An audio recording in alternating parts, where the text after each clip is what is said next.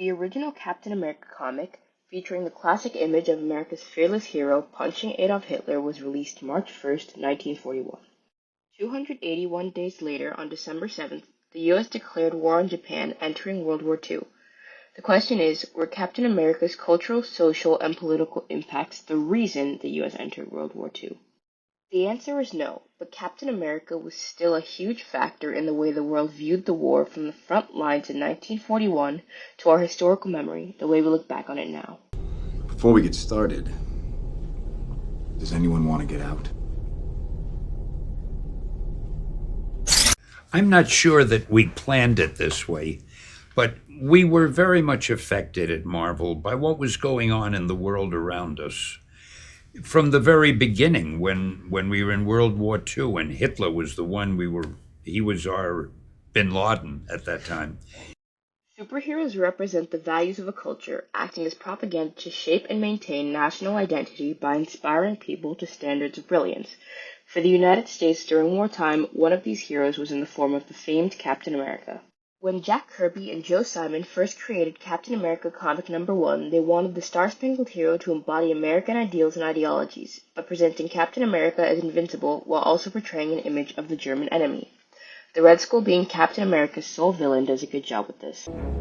If they cut off one head, two more shall take its place. Hail Hydra! The rivalry between Captain America and Hydra plays on the psychology of good and evil and leaves no gray space. It paints World War II as a war solely between Germany and the United States, which is further reinforced by Peggy Carter being the only character not from the aforementioned nations. To readers, this comes off as Germany bad, US good. Captain America contributed largely to the ideas of American exceptionalism, even in today's MCU movies. He is the embodiment of America's Christian savior role, resurrection from hard times, and always winning wars. I'd sit this one out, Cap. I don't see how I can. These guys come from legend. They're basically gods. There's only one God, ma'am. And I'm pretty sure he doesn't dress like that.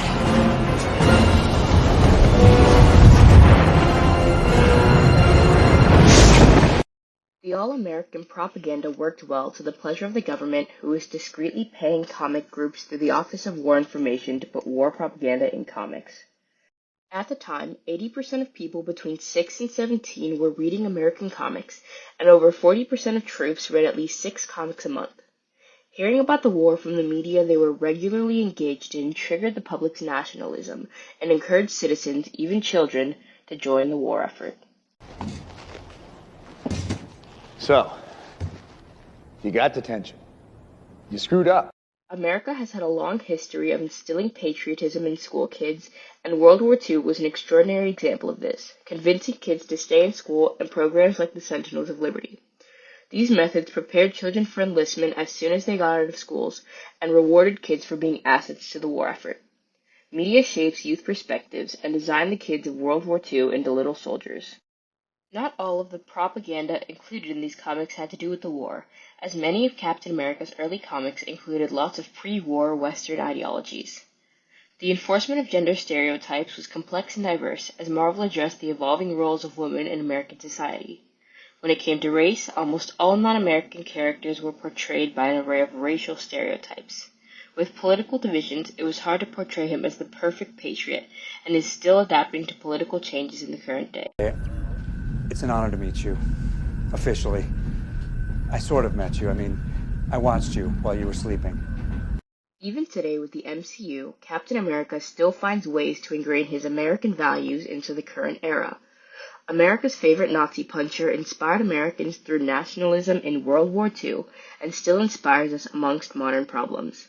So the next time you're faced with an important event, ask yourself, how is the world changing my perspective? This is MJ Jackson on the Superhero That Solved the Good War, signing off. Hope you enjoyed.